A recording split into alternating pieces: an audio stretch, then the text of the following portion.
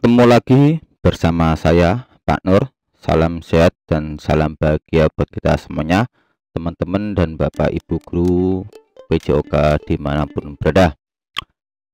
Mari kita lanjutkan latihan pembahasan soal PPG, PRITES maupun UP PPG. Ini soal yang agak ringan, nanti yang ke sesi berikutnya kita akan gantian soal yang agak lumayan bisa dikatakan cukup berat.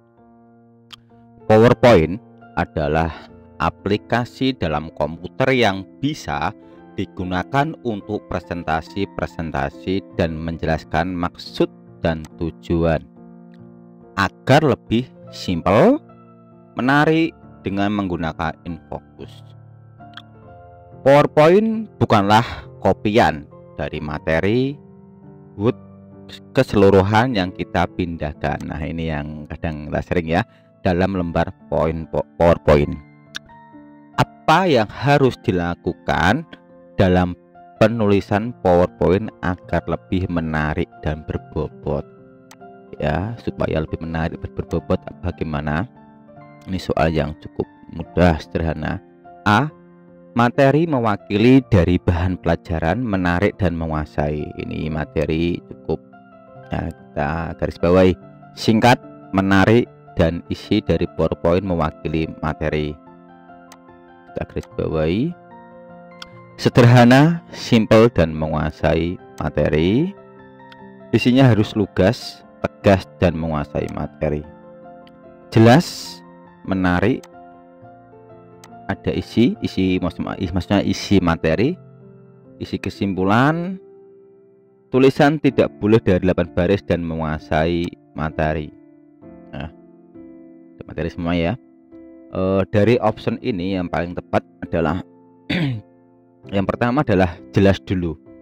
Ketika kita membuat materi PowerPoint itu harus jelas dan tidak banyak huruf di sini, asal copy tadi yang sudah ada di soal ini, bisa menarik kesimpulan dan tidak lebih dari baris ini 8 ataupun maksimal hurufnya adalah 18. Itu yang standar dalam pembuatan PowerPoint, dan intinya adalah menguasai materi. Jadi jawaban yang tepat adalah yang E itu ya. Lanjut ke nomor 2, PBK atau pembelajaran komputer.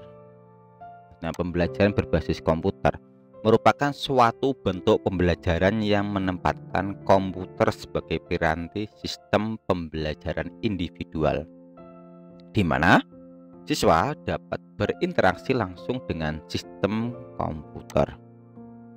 Bila Anda atau bila teman-teman Bapak Ibu guru menggunakan komputer sebagai media pembelajaran, tentulah mempunyai tujuan dan dalam langkah-langkah yang terstruktur dalam proses pembelajaran. Apa prinsip yang harus dipegang dalam pembelajaran berbasis komputer? Nah, prinsip ini harus mengacu ke teori atau ke landasan. A. Pembuatan skenario pembelajaran, penyusunan tujuan pembelajaran, dan merumuskan tujuan dari pembelajaran akhir. Yang B. Berorientasi pada tujuan individu, pembelajaran sendiri atau mandiri, dan pembelajaran tuntas. Yang C. Pembelajaran berasaskan latihan dan tuntas dengan metode pakem. Kreatif, fleksibel, dan menerapkan metode latihan. Rumuskan tujuan pembelajaran, ini yang utama penting. Pembuatan skenario, kreatif, dan fleksibel. Dari jawaban ini sebenarnya ada beberapa jawaban yang cukup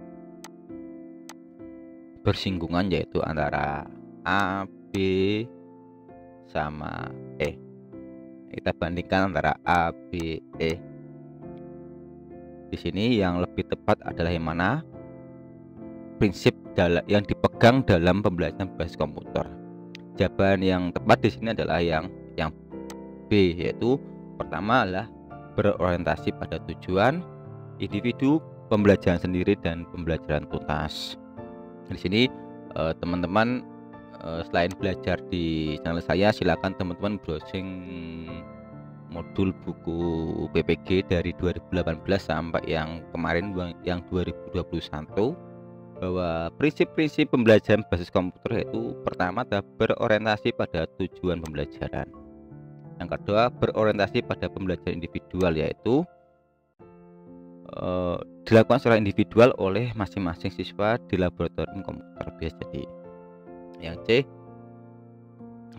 berorientasi pada pembelajaran mandiri, maksudnya bersifat individu sehingga menuntut pembelajaran secara mandiri. Dan yang D maksudnya ini salah ya. Berorientasi pada pembelajaran tuntas. Keunggulan berbasis komputer adalah penerapan prinsip belajar tuntas atau mastery learning. Tuh. Nanti yang B. Kita lanjut ke nomor 3. E-learning memungkinkan peserta didik untuk belajar lebih baik. E-learning mempunyai keuntungan dan manfaat bagi peserta didik dalam pelaksanaan pembelajaran. Seperti apa kegunaan atau manfaat e-learning bagi peserta didik? Di sini yang tanyakan adalah kegunaan atau manfaat e-learning ya. Apakah A, pembelajaran yang mempunyai manfaat dari segi fleksibilitas, independent learning, dan lebih menghemat biaya. B, pembelajaran dalam menjangkau informasi yang lebih banyak. C, dapat memberikan informasi tentang kebutuhan pembelajaran. D, menjadi media pembelajaran dalam mendukung terjadinya proses belajar mengajar atau KBM.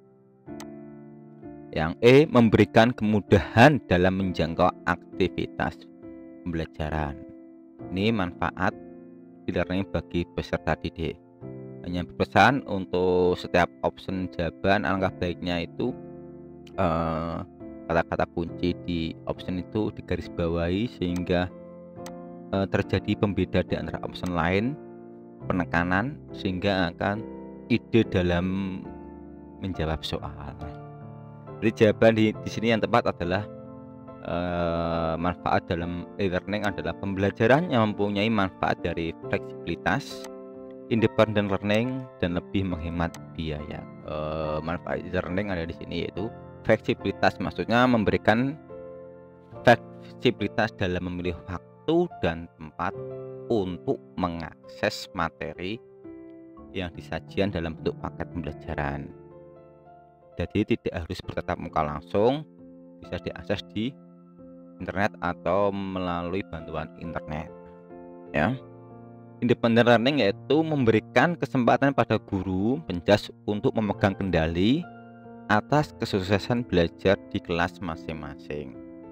Biaya jelas menggunakan e-learning akan lebih hemat biaya. Ini dari modul ya, dari PPG yang kemarin.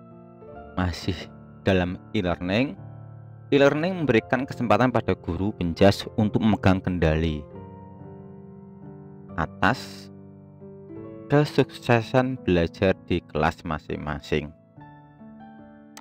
Artinya, siswa sebagai subjek diberi keleluasaan untuk menentukan kapan akan memulai, kapan akan menyelesaikan, dan bagian mana yang ingin dipelajari dalam modul tersebut. Bagaimana menyusun langkah-langkah program pembelajaran yang berbasis e-learning tersebut? A, menyiapkan skenario pembelajaran, menyiapkan lembar evaluasi dan penilaian. B, menyiapkan materi dan menyiapkan lembar penilaian. Yang C, adanya perencanaan, menyiapkan materi, mendesain paket pembelajaran, dan memvalidasi paket pembelajaran. Yang D, menyiapkan materi, membuat skenario dan penilaian. Yang E, perencanaan, skenario pembelajaran dan penilaian. Ingat, di sini adalah langkah-langkah. Kalau udah langkah itu seperti pembelajaran itu sintak ya, kayak sintak, dia tuh langkah-langkah urutan dalam menyusun program pembelajaran berbasis learning. Karena langkah-langkah menyusun itu pasti diawali dengan namanya perencanaan. Jadi jawabannya antara C sama D. Adanya perencanaan dulu, apakah skenario atau materi? Nah, ini yang di sini paling lengkap adalah yang C. Di jawaban yang tepat adalah yang C. Di sini saya tambahin pembahasannya sedikit. Langkah-langkah dalam penyusunan program berbasis e-learning yaitu perencanaan awal, menyiapkan materi, mendesain paket program pembelajaran, dan memvalidasi program pembelajaran. Itu langkah-langkah dalam penyusun program berbasis e-learning. Moodle sebagai salah satu aplikasi e-learning tentunya memiliki prosedur. Salah satu prosedur tersebut adalah terdaftar sebagai pengguna Moodle itu sendiri. Dalam istilah Moodle ya, pengguna lebih dikenal dengan istilah pengguna, pemakai. Apakah admin, B user, C perangkat penghubung, dan E jaringan. Ini mudah. Kata kuncinya adalah pengguna lebih dikenal. Nah, ini hanya Moodle adalah sebuah aplikasi ya, kayak LMS gitu. Nah, karena di pengguna lebih dikenal sebagai istilah yaitu user. Ada user, terus username, user, terus nanti masukkan username dan password. Di sini yaitu dijelaskan juga Moodle itu sendiri. Dalam istilah Moodle, pengguna lebih dikenal dengan istilah user. Kelompok-kelompok user dibagi dalam 7 kelompok user. Ini contoh. Ini kerangka program Moodle dari PWD seperti ini materinya. Admin, sistem e-learning Moodle, ada siswa, ada guru. Seperti itu ya. Oke, cukup sedikit dari saya. Lama-lama akan menjadi bukit. Salam sehat, salam bahagia, dan tetap semangat. Dari saya, wassalamualaikum warahmatullahi wabarakatuh.